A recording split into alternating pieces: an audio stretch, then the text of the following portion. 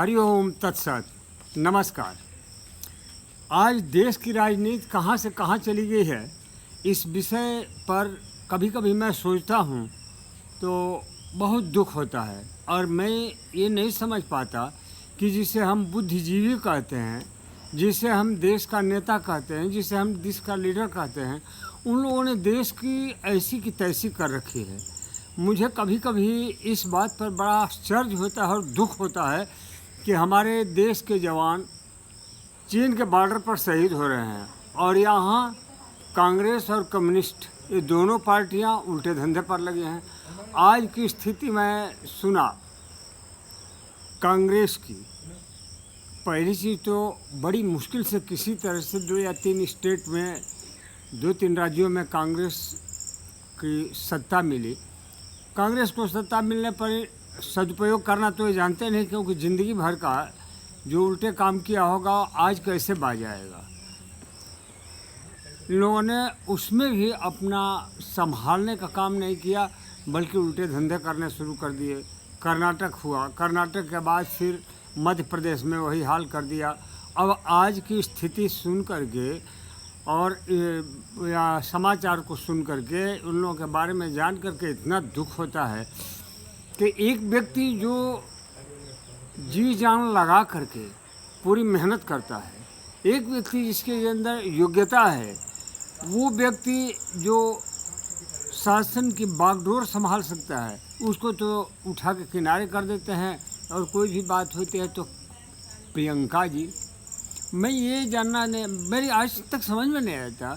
मैं ये जानना चाहता हूँ कि आखिर प्रियंका जी में, राहुल में और एंटोनिया माइनो यानी सोनिया गांधी में क्या ऐसी काबिलियत है, क्या ऐसे गुण है, सिवाय इन लोगों ने देश को लूटने के, संपत्ति इकट्ठा करने के अतिरिक्त किया क्या। तो इसलिए मैं ये कहना चाहूँगा, सर्व दलों से, सभी दलों से ही नहीं बल्कि पूरे देश की जनता से मैं कहना चाहूँगा कि ऊपर वाले के लिए कृपा करके अगर किसी को आप वोट देते हैं तो वोट देने से पहले सोच लीजिए कि कौन इस लायक है जिसको मतदान करके और जिताया जाए। कौन ऐसी पार्टी है, पार्टी में नेता, केवल पार्टी को ही नहीं कहूँगा, मैं तो ये कहूँगा कि पार्टी के अध्यक्ष और पार्टी के जो और उच्च पदाधिकारी हैं या मंत्री पद पर हैं, उन लोगों से मैं अनुरोध है, कृपया उन लोगों को भूल करके भी टिकट न दें, उनको मत इलेक्शन में खड़ा होने दें। गुस्सा होंगे, बहुत ज़्यादा होंगे, निर्दलीय खड़े हो जाएंगे।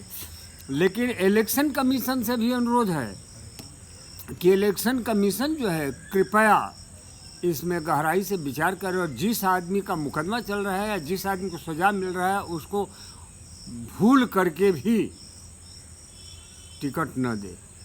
और यही बेवकूफ़ी कहा जाएगा। मैं तो कहूँ, बड़े स्पष्ट शब्दों में कहता हूँ कि उनकी मूर्खता है और ये बहुत बड़ी कमी है इतने उच्च अधिकारियों में कि मुख्तार अंसारी जैसे जेल में बैठे हैं, शाहनवाज हुसैन है जेल में बैठे हुए हैं, ऐसे लोगों को शहाबुद्दीन, क्षमा करिएगा शाहनवाज हुसैन ने, शहाबुद्दीन जैसे जो जेल में बैठे हैं उनको आवंटन कर दिया जाता है कि हाँ वो खड़े हो जाए किसी भी पार्टी में।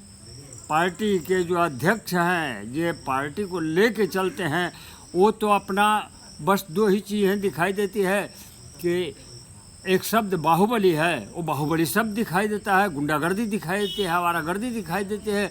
आज विकास दुबे के लिए 50 तरह की बातें होती हैं। कभी अखिलेश यादव के ये परम प्रिय हुआ करते थे, कभी इनके कांग्रेस नेताओं के वो खास हुआ करते थे, और जब मारे गए तो सारे पल्ला झाड़ रहे हैं। और योगी जी, आदित्यनाथ जी इतना उत्तम काम कर रहे हैं, इनको देख के रोज़ जलन होती है।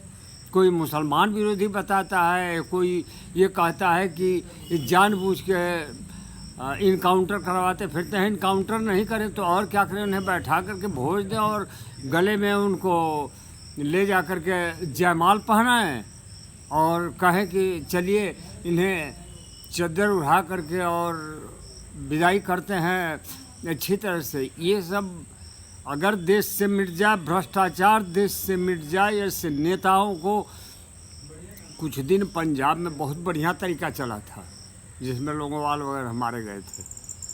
जो नेता शैतानी करे, गलत काम करे, गुरबचन सिंह वो था जिसने कि ये किया था, गुरुद्वारे पर गुरुद्वारे से हमला करवा दिया था फोर्स के ऊपर। ऐसे लोगों को तो गोली मार देना चाहिए और टिकट की तो बात ही अलग है।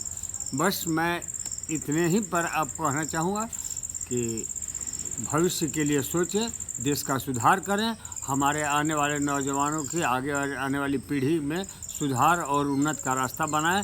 धन्यवाद। वंदे मातरम।